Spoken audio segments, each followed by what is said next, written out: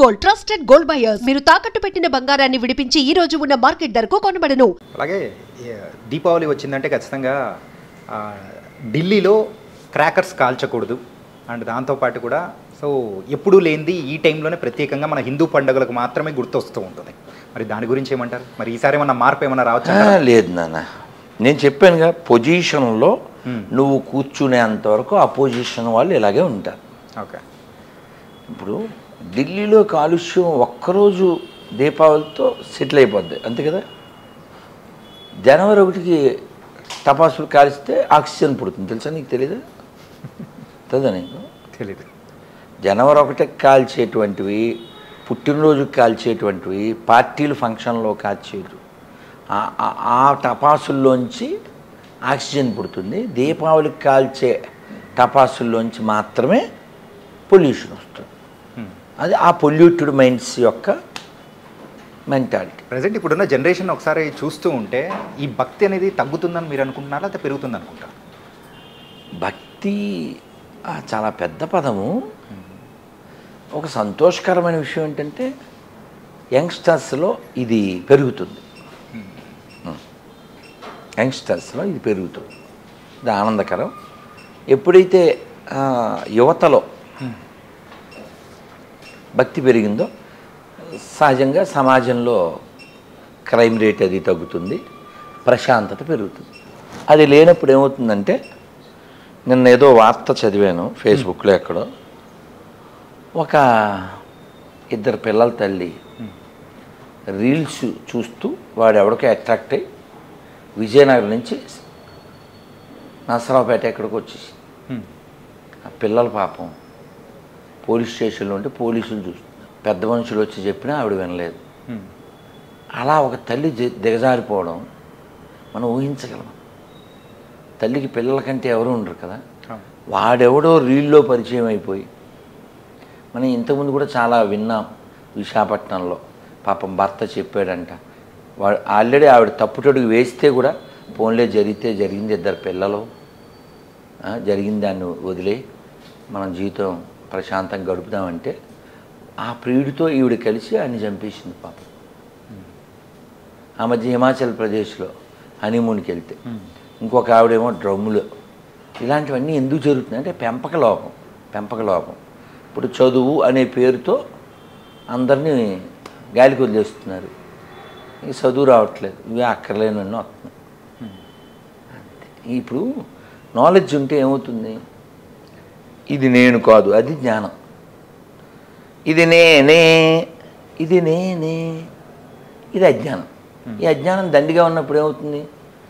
వాడితో సుఖపడదాం. మొన్న పిల్లని చంపేసింది తల్లి. ఇంకెవరు చెప్పుకోవాలి? కాబట్టి జ్ఞానం అనేది పంచబడాలి. ఆ జ్ఞానం భౌతికతలో ఉంది. మాతృదేవో భవ, పితృదేవో భవ, అతిథిదేవో భవ, ఆచార్యదేవో భవ. అసతోమా సద్గమయ, తమసోమా జ్యోతిర్గమయ, ముచ్చోర్మ అమృతంగమయ. ఇటువంటి జ్ఞానం పంచబడాలి. ఈ దేశం ఎంత గొప్పదో చెప్పబడాలి. ఇవేం లేకపోతే ఈ ఆడపిల్లలు ఎలా తయారంటే వాళ్ళు తయారవుతారు, మగపిల్లలు అలాగే తయారవుతారు. హాయ్ బ్రో అని కళ్ళు ఎగరేస్తారు. ఎక్కడో జీవితం ముగిసిపోతుంది. ఎంత వాల్యుబుల్ బాడీ ఇది, మళ్ళీ వస్తుందా? ఎందుకు ఇచ్చారు? ఎవరిచ్చారు? ఈ బాడీ అసలు ఏ పర్పస్తో వచ్చింది?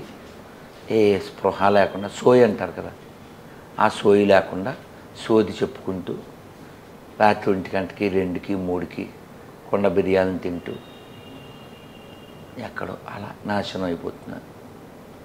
అలా కాకూడదంటే జ్ఞానం ఉండాలి. ముందు అమ్మా నాన్నకి జ్ఞానం ఉండాలి, అప్పుడు పిల్లలకు వస్తుంది. ఓకే, కాబట్టి అన్నిటికీ సొల్యూషన్ నాలెడ్జ్. ఆ జ్ఞానం పంచబడాలి. ఆ జ్ఞానం భగవద్గీతలో ఉంది, భాగవతంలో ఉంది, రామాయణంలో ఉంది. రాముడు చూడండి, ఆ చైర్లో కూర్చోవడానికి అనౌన్స్మెంట్ అయింది, రాత్రికి మొత్తం తిరగబడిపోయింది. పొద్దున్న ప్రకటన, రాత్రికి విఘటన. రాముడు ఎందుకు అని అడగలేదు. అలాగే నాన్నగారు అన్నాడు, అడవికి వెళ్ళిపోయాడు. వాళ్ళ నాన్నగారు ఒక ఉపాయం కూడా చెప్పారు. నిన్ను చూడకుండా నేను ఉండలేనురా, అలాగని మీ పిన్నిని ఎదిరించలేను, నువ్వు నన్ను జైల్లో పెట్టి అప్పుడు ఇంకెవడు మాట్లాడు, మీ పిన్ని కూడా భయపడుతుంది, అప్పుడప్పుడు వచ్చి నన్ను పలకరించు. మంచి ఐడియా, బాగుండలే? ఎవరికైనా నచ్చుద్ది, రాముడికి నచ్చదు. ఎందుకని? ధర్మం వైపు అడుగు వేయాలనుకున్నాడు కాబట్టి. నాన్నగారు 14 ఏళ్ళు 14 నిమిషాల్లో గడిచిపోతుంది, మీరు కూర్చోండి నేను వస్తాను అని కోరి అడవులకి వెళ్ళాడు. కోరి వెళ్ళాడు. ధర్మం. ఆ ధర్మం అంటే ఎంతమందికి తెలుసు? ప్రతిదానికి అబద్ధం ఆడేసేది, ప్రతిదానికి ఏదో అనుభవించేద్దామని పరుగులు పెట్టేసేది. కానీ మనం పరుగు పెట్టవలసింది పరమాత్మ వైపు. మనం నిద్రపోతామా? కళ్ళు వస్తాయి కదా. కళ్ళు ఎందుకు వస్తాయంటే మనం పూర్తిగా నిద్రపోలేదు కాబట్టి. కళ్ళలో ఎందుకు వస్తాయి? పూర్తిగా నిద్రపోలేదు కాబట్టి వస్తాయి అంతే. ఇప్పుడు చూడు, నువ్వు కావాలితే చాలా టైర్డ్ అయిపోయావు, రెస్టే లేదు, పొద్దున్న 3కి లేచావు, రాత్రి 12-1 గంట అయిపోయింది, నువ్వు తిరుగుతూ ఉన్నావు, ఏదో పనిలో ఉన్నావు, ఫైనల్గా బాయ్ అలా పడిపోయావు. నీకు అసలు ఒళ్ళే తెలీదు. నువ్వు లేచాకేమంటావు? అబ్బా నాకు ఒళ్ళే తెలియలేదురా అంటావు. అప్పుడు నీ కళ్ళ కూడా రావు. ఆ స్థితి ఏమిటంటే ఈ జీవుడు పరమాత్మతో కూడి పడుకుంటాడు. పరమాత్మ అంటే ఏంటి? ఆనందం. అందుకే నిద్ర లేచాక చూడు మనం భలే రిలాక్స్గా ఉంటాం కదా. అంటే పరమాత్మతో కూడి ఉంటే మనం రిలాక్స్గా ఉంటాం. పరమాత్మతో ఎప్పుడూ కూడి ఉండొచ్చు, నిద్రతోనే కాదు, జపం చేస్తూ, చదువుతూ, వింటూ, చర్చిస్తూ. భాగవతోత్వంలో అంతా అలాగే ఉండేవారు కదా. అంతే కదా. అంటే ఈ మధ్యకాలంలో మీరు అంటే పంచే జ్ఞానం కానీ అన్నీ చూస్తూ ఉంటే ఇప్పుడున్న జనరేషన్ వాళ్ళకు దానికి తగ్గట్టు మీరు కూడా మారి చెప్తున్నారు అనిపిస్తుంది. ఎప్పుడైనా మీ ప్రశ్నకి సమాధానం, అమ్మ పసిబిడ్డలకి సెర్లాక్ అంటారు కదా, అది కలిపి అందులో పాలేదో కలిపి ఆ స్పూన్తో అలా కొంచెం కొంచెం పెడుతుంది. అవునా? ఎందుకు? వాళ్ళకి అన్నం అది పెట్టకూడదు, అరగదు కదా. అవును. వీళ్ళంతా పసిపిల్లలు లాంటి వాళ్ళు, అలా మెత్తగానే పెట్టారు. అవునా? ఆవకాయ అన్నం పెడితే కారం. అందువలన ఈ కాలం పిల్లలకి, చెడ్డ పిల్లలు కాదండి, ఈ కాలం పిల్లలు అందరూ చెడ్డోళ్ళు కాదు. ఆడపిల్లలు కానీ మగపిల్లలు కానీ ఎంతమందో బంగారు తల్లులు ఉన్నారు, ఎంతోమంది బంగారు కొండలు ఉన్నారు. ఇప్పుడు ఎవరో పిల్లోడు ఏదో సమస్య వాళ్ళ ఊళ్ళో ఫోన్ చేశాడు, ఏం కాదు నాన్న జపం చేయనా నాన్న, ఎన్నిసార్లు చేయాలి గురువుగారు అని అడిగాడు. అంటే వాడు చేసే ఉద్దేశం ఉండబట్టే కదా 108 సార్లు చేయనానని చెప్పాను. దేవుడి దగ్గరే నిలబడి చేయాలా అండి అన్నాడు. కాదు నాన్న నువ్వు మేడకి కూడా చేయొచ్చురా అని చెప్పాను. అంటే చెబితే వింటున్నారు, మార్పు వస్తుంది, కానీ చెప్పేవాళ్ళు తక్కువ మంది ఉన్నారు. అది దురదృష్టకరం.